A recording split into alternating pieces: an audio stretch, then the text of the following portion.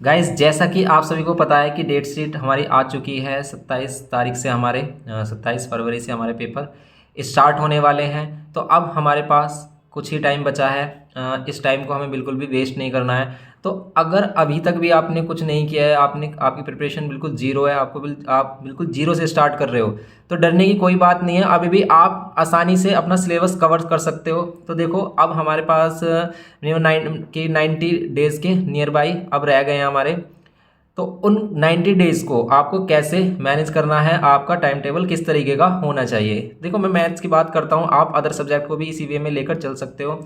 कि जैसे कि हमारे पास जो मैथ्स है, मैथ्स में हमारे टोटल 25 चैप्टर्स हैं, लेकिन इसमें एक चैप्टर को अगर हम छोड़ देते हैं, ये वाला लोकस एंड कंस्ट्रक्शन वाला, ये वाला आ नहीं रहा हमारा, तो फिर भी हमारे पास देखो काफ़ी दिन बच जाते हैं इसको कवर करने के लिए। तो आप कम से कम एक चैप्टर को 2 से 3 दिन दे सकते हो इसको कंप्लीट करने में। अब देखो, ये कुछ बच्चों का ऐसा होता है कि वो सभी चैप्टर्स कंप्लीट नहीं कर सकते हैं। तो अगर आप सभी चैप्टर कंप्लीट नहीं कर सकते हो, इसमें से हमारा बैंकिंग मतलब 2 चैप्टर्स नहीं आ रहे, शेयर एंड डिविडेंड में तो नहीं आ रहा, शेयर एंड डिविडेंड भी नहीं आ रहा और ये भी नहीं आ रहा, ठीक है। तो 2 चैप्टर्स और भी कम हो गए हमारे, 25 में से 23 ही रह गए हैं। अब इसमें से भी कुछ जो चैप्टर हैं, जीपी भी नहीं आ रहा है हमारा, ठीक है, जीपी भी नहीं है सिलेबस में। तो इसमें भी हमारा कितने हो गए अब चैप्टर्स, और भी कम हो गए, 22 ही चैप्टर्स रह गए हैं हमारे। तो इसमें आप क्या कर सकते हो, आप कि इसमें हम क्या कर सकते हैं कि इसमें भी अगर आपको कुछ डिफिकल्टी लग रही है चैप्टर्स को करने में, जैसे कि बच्चों को प्रॉब्लम किन चैप्टर्स में ज़्यादा आती है, जैसे सोल्विंग प्रॉब्लम हो गया, इसकी इक्वेशंस नहीं बनती, ठीक है। जैसे कि आपका ये हो जाएगा हमारा कि सिमिलैरिटी वाला चैप्टर काफ़ी बच्चों को बहुत टफ लगता है, सिमिलैरिटी वाला चैप्टर, ठीक है। और हमारे जैसे ये हो गया टेंजेंट सर्कल, जो इनके कुछ क्या होते हैं हमारे, जो इसकी थ्योरम्स वगैरह होती हैं, इनको बच्चे मतलब समझ नहीं पाते हैं। तो इन चैप्टर्स में ज़्यादा कन्फ्यूज़न आती है। तो अगर देखो आपको इन चैप्टर्स में कन्फ्यूज़न है ना, तो आप इनके सभी क्वेश्चंस मतलब जो टफ क्वेश्चन माने जाते हैं उन क्वेश्चन को मत करना। और बच्चों को सबसे ज़्यादा तो प्रॉब्लम इस चैप्टर में आती है 21 में, ठीक है। मोस्टली बच्चे इस वाले चैप्टर को काफ़ी टफ मानते हैं, लेकिन ये सबसे ईजी चैप्टर है हमारा।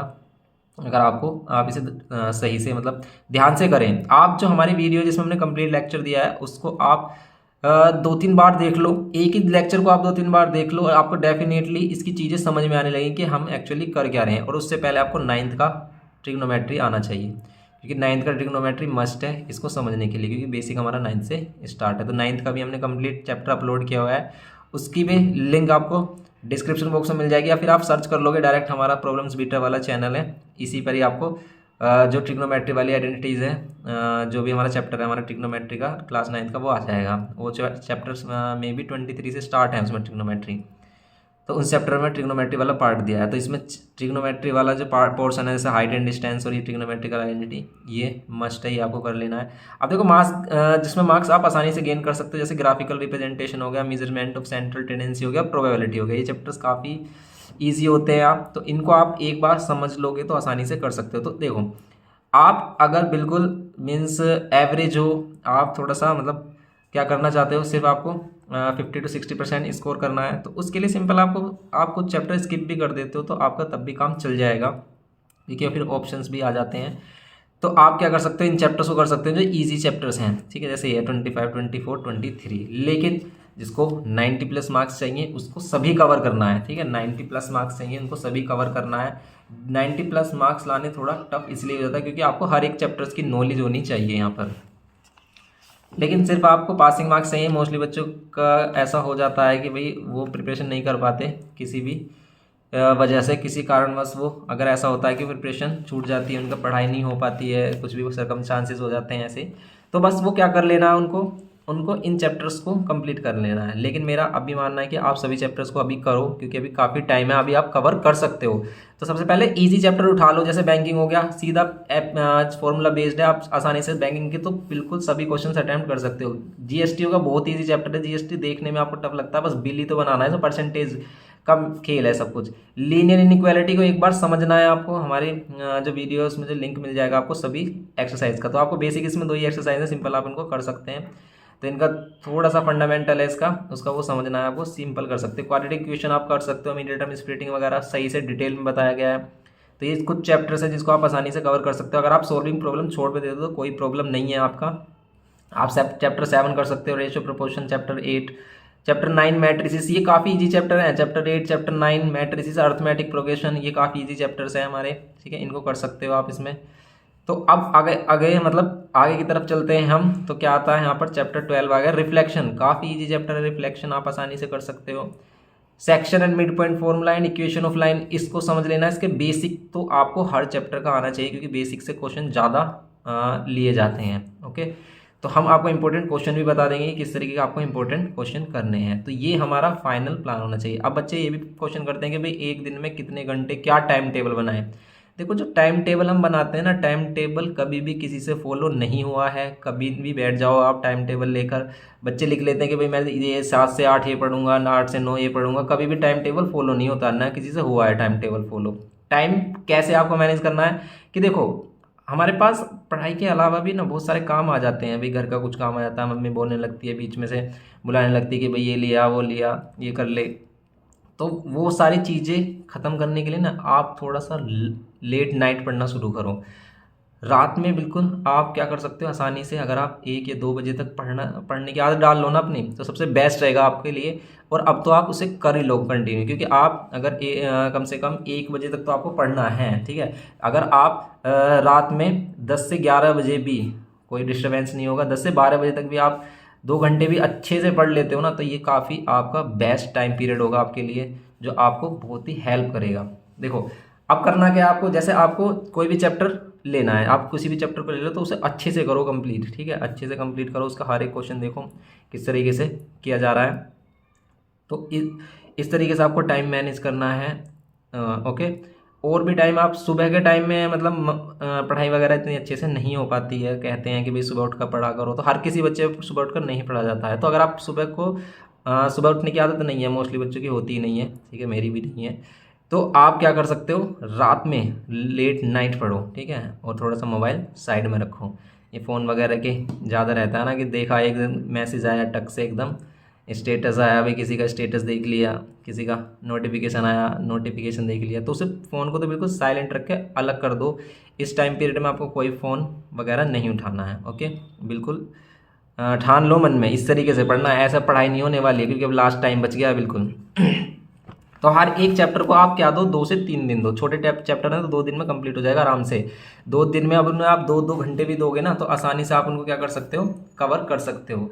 और जल्दी से जल्दी अब आपको टाइम वेस्ट नहीं करना है, सभी चीज़ें आपको करनी है कवर इसमें। ओके, तो इन चैप्टर्स को आप इस टाइप से क्या कर सकते हो, जल्दी से जल्दी कर सकते हो।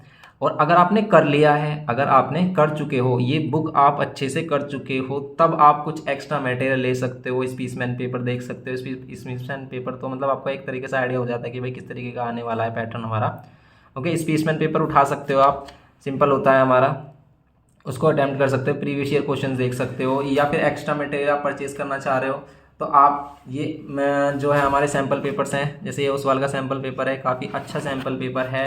इसमें आपको सभी कॉन्सेप्ट दिए हैं, ठीक है, सभी कॉन्सेप्ट दिए हैं। अगर आप कॉन्सेप्ट पढ़ना चाह रहे हो ना, बिल्कुल सभी चैप्टर्स का डिटेल कॉन्सेप्ट दिया है, आप इसे परचेज कर सकते हो, लिंक आपको डिस्क्रिप्शन बॉक्स में मिल जाएगा। तो ये भी काफ़ी अच्छे सैम्पल पेपर हैं। एक और इसमें देखो, एक और इम्पोर्टेंस है इसकी कि इसमें एक माइंड मैप दिया है। इसमें ये specimen paper, previous year question paper, उनके सॉल्यूशन भी प्रोवाइड किए गए हैं। जैसे ये हमारा क्या हो गया, मैथमेटिक्स का सोल्व पेपर है हमारा 2022 का। ओके, स्पीसमैन पेपर का सॉल्यूशन है इसमें, एंड इसमें एक क्वालिटी है माइंड मैप, ठीक है। एक और फीचर है इसका, ये माइंड मैप।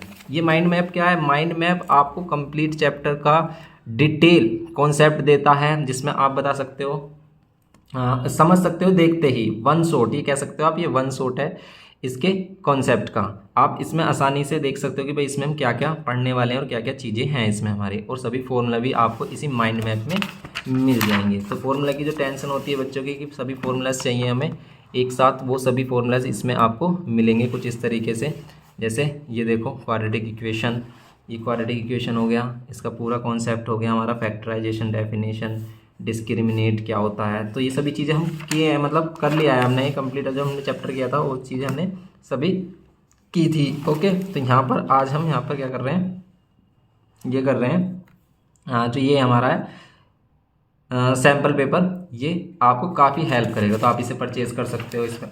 और काफ़ी आपके क्या है, सैम्पल पेपर्स दिए हैं जिसके आप क्या कर सकते हो, प्रैक्टिस कर सकते हो और अपने प्रिपरेशन को बेहतर बना सकते हो। ओके, जैसे ही हमारा मैथमेटिक्स का, ऐसे फिजिक्स और अदर सब्जेक्ट्स के भी ये आते हैं हमारे, आप इन्हें परचेज कर सकते हो।